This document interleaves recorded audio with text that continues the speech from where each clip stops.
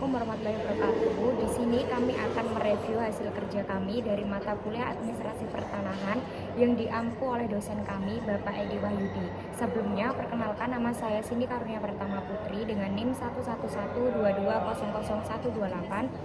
Dengan saya Angel Tehu Puring dengan NIM 11122200019. Saya Selvi Anggraini dengan NIM 11122200107. Pendahuluan, administrasi pertanahan adalah sistem pengelolaan data, informasi, dan layanan hukum yang berkaitan dengan penguasaan, penggunaan, dan pemanfaatan tanah. Di Indonesia, tanah memiliki peran strategis sebagai sumber daya alam yang tidak dapat diperbarui dan sangat penting bagi kehidupan, pembangunan, ekonomi, dan stabilitas sosial. Tujuan dari administrasi pertanahan ini adalah untuk menjamin kepastian hukum atas hak tanah, memfasilitasi pelayanan publik, mencegah konflik, dan mendorong pemerataan akses serta keadilan agraria. Resum ini disusun untuk merangkum materi UAS secara sistematis agar lebih mudah dipahami dan diterapkan dalam praktik. Selanjutnya pembahasan. Sistem pendaftaran tanah. Pendaftaran tanah adalah serangkaian kegiatan yang dilakukan oleh pemerintah melalui lembaga pertanahan atau ATR atau BPN untuk mengumpulkan, mengelola, dan menyajikan data fisik serta data yuridis suatu bidang tanah. 1. Sistem pendaftaran tanah. Pendaftaran tanah adalah serangkaian kegiatan yang dilakukan oleh pemerintah melalui lembaga pertanahan atau ATR atau BPN untuk mengumpulkan, mengelola, dan menyajikan data fisik serta data yuridis suatu bidang tanah. Tujuan utamanya adalah memberikan kepastian hukum bagi pemilik tanah serta menciptakan sistem pertanahan yang terbit dan terpercaya. Dasar hukum UU Nomor 5 Tahun 1960 atau Undang-Undang Pokok Agraria merupakan dasar utama sistem agraria nasional termasuk pendaftaran tanah. Selanjutnya PP Nomor 24 Tahun 1997 tentang pendaftaran tanah menjabarkan teknis pendaftaran dan mekanismenya. Selanjutnya tujuan pendaftaran tanah: menjamin kapasitas hukum dan perlindungan hak atas tanah bagi pemegang hak.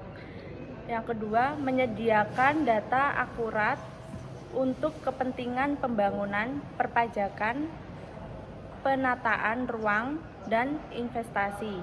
Yang ketiga, mencegah konflik kepemilikan akibat tumpang tindih lahan. Selanjutnya, jenis-jenis pendaftaran tanah. Yang pertama, pendaftaran pertama kali, yaitu dilakukan untuk tanah yang belum pernah terdaftar.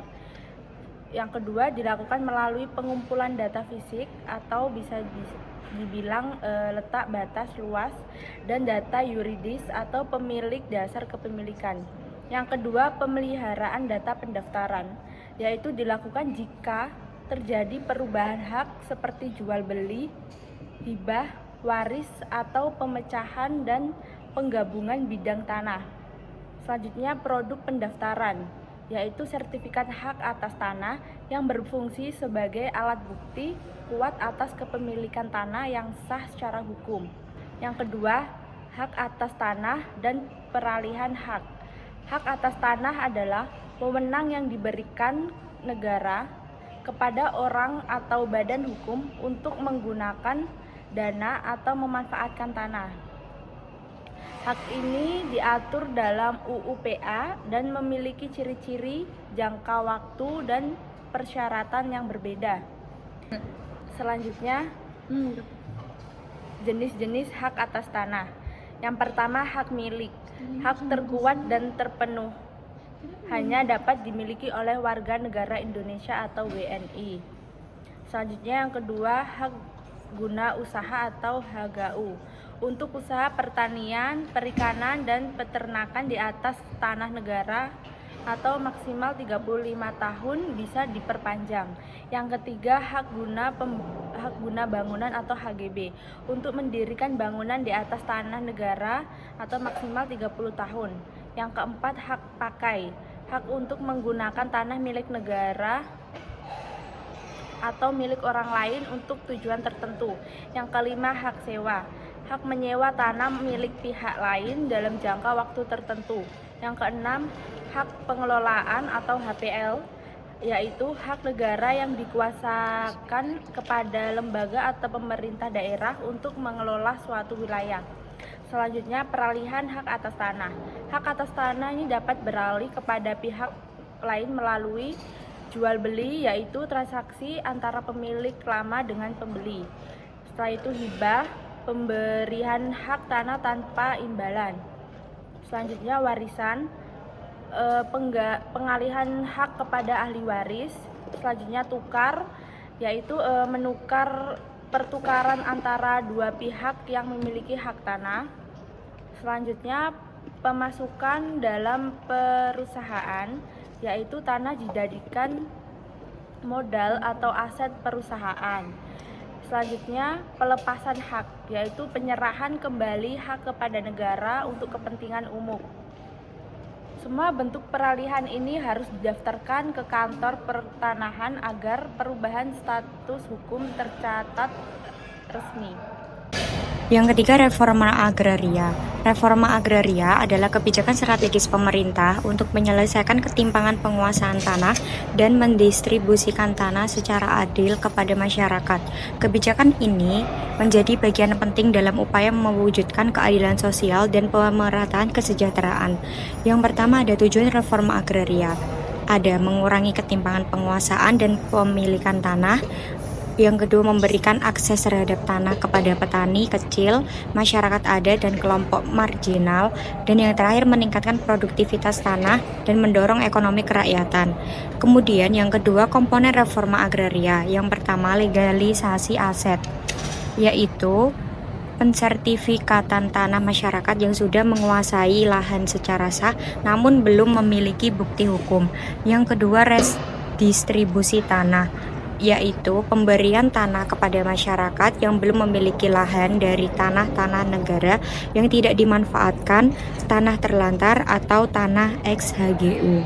Kemudian yang ketiga, ada pelaksana, yaitu dilakukan oleh Kementerian ATR atau BPN dalam kerangka program strategis nasional, berkolaborasi dengan pemerintah daerah, BUMN, dan organisasi masyarakat sipil. Yang keempat, sengketa dan konflik tanahan. Sengketa dan konflik pertanahan adalah masalah yang sering muncul di Indonesia karena ketidakjelasan status hukum tanah, lemahnya pengawasan, dan data pertanahan yang belum terintegrasi. Yang pertama, jenis konflik pertanahan. Yang pertama ada konflik vertikal, yaitu terjadi antara masyarakat dan negara, contohnya konflik lahan antara petani dengan BUMN atau pemerintah. Yang kedua, konflik horizontal, terjadi antar individu atau kelompok seperti perebutan tanah warisan atau batas lahan antar desa. Kemudian yang kedua ada penyebab umumnya. Yang pertama, tumpang tindih kepemilikan atau double sertifikat. Yang kedua, sertifikat sertifikat ganda akibat pendaftaran yang tidak sinkron. Yang ketiga, ketidaksesuaian antara data fisik dan yudiris tanah. Yang keempat, kurangnya bukti sah kepemilikan. Dan yang terakhir penambahan tanah milik negara. Kemudian yang selanjutnya ada penyelesaian sengketa. Yang pertama ada mediasi. Ini dilakukan oleh BPN atau pemerintah daerah untuk mendamaikan pihak yang bersengketa. Yang kedua ada adjudikasi, yaitu penilaian hukum atas status tanah untuk ditetapkan oleh instansi pemerintah. Yang ketiga ada litigasi atau peradilan, yaitu penyelesaian melalui pengadilan tata usaha negara atau PT-UN atau pengadilan umum. Yang ketiga, non-litigasi, yaitu penyelesaian dengan pendekatan musyawarah adat atau arbitrase. 5. Pengadaan tanah untuk kepentingan umum. Pengadaan tanah untuk pembangunan infrastruktur merupakan hal yang penting, tetapi sering menimbulkan polemik jika tidak dilakukan secara adil. Oleh karena itu, UU Nomor 2 Tahun 2012 hadir untuk menata proses pengadaan tanah secara transparan dan partisipasi. Yang pertama, dasar hukum. Undang-Undang Nomor 2 Tahun 2012 tentang pengadaan tanah bagi kepentingan umum. Yang kedua, Perpres Nomor 71 Tahun 2012 dan perubahan-perubahannya. Yang ketiga, Tahapan penggandaan tanah. Yang pertama, perencanaan. Pemerintah menentukan lokasi dan luas tanah yang dibutuhkan untuk proyek. Kedua, persiapan. Konsultasi publik dilakukan untuk mendapatkan persetujuan warga. Dilakukan juga inventarisasi dan identifikasi pemilik tanah. Ketiga, pelaksanaan. Penilaian harga tanah oleh tim apresial dan musyawarah dengan warga untuk menentukan ganti rugi. 4. Penyerahan hasil. Setelah ganti rugi dibayar, tanah diserahkan kepada instansi dan memerlukan prinsip penggandaan tanah. Yang pertama dilakukan untuk kepentingan umum seperti jalan tol, bendungan, sekolah, rumah sakit. Kedua, adil dan manusiawi dengan memberikan ganti rugi yang layak berupa uang, tanah pengganti, rumah atau saham. 3. Bersifat partisipasi melibatkan masyarakat sejak awal hingga akhir. Keenam, tata ruang dan zonasi tanah. Tata ruang mengatur bagaimana lahan digunakan, sementara administrasi pertanahan mencatat siapa yang memiliki atau mengelola lahan tersebut. Keduanya harus selaras agar pembangunan tidak merusak lingkungan dan tidak melanggar hukum. Fungsi zonasi tanah. Yang pertama, menentukan fungsi setiap bidang tanah: permukiman, industri, pertanian, perdagangan, pariwisata, konservasi, dan lain-lain. Yang kedua, mencegah tumpah tindih fungsi dan kerusakan lingkungan akibat penggunaan tanah yang tidak sesuai dengan peruntukannya. Yang ketiga, menjadikan dasar dalam penerbitan izin seperti IMB, izin usaha, dan hak atas tanah. Keterkaitan dengan administrasi pertahanan. Yang pertama, hak atas tanah tidak bisa diterbitkan jika bertentangan dengan tata ruang. Yang kedua, kantor pertanahan harus memastikan bahwa tanah yang akan disertifikasi sesuai dengan RT/RW atau rencana tata ruang wilayah dan RTDTR atau rencana detail tata ruang. Dasar hukum. Yang pertama, Undang-Undang Nomor 26 Tahun 2007 tentang Penataan Ruang mengatur prinsip-prinsip rencana dan pengendalian pemanfaatan ruang. Penutup. Administrasi pertanahan adalah fungsi fondasi bagi sistem agraria yang adil, tertib, dan berkelanjutan. Melalui sistem pendaftaran tanah yang baik, pengaturan hak atas tanah yang jelas, dan melaksanakan reforma agraria yang merata, negara dapat menciptakan keadilan sosial dan mengurangi konflik agraria. Pembelajaran mata kuliah ini menekankan pentingnya keterpaduan antara aspek hukum, teknis, sosial, dan lingkungan dalam pengelolaan tanah. Dengan memahami sistem administrasi pertanahan secara menyeluruh, mahasiswa diharapkan mampu berkoordinasi dalam perencanaan dan pelaksanaan kebijakan pertanahan baik di tingkat lokal maupun nasional. Sekian review dari hasil kerja kami. Jika ada salah kata, mohon maaf. Wassalamualaikum warahmatullahi wabarakatuh.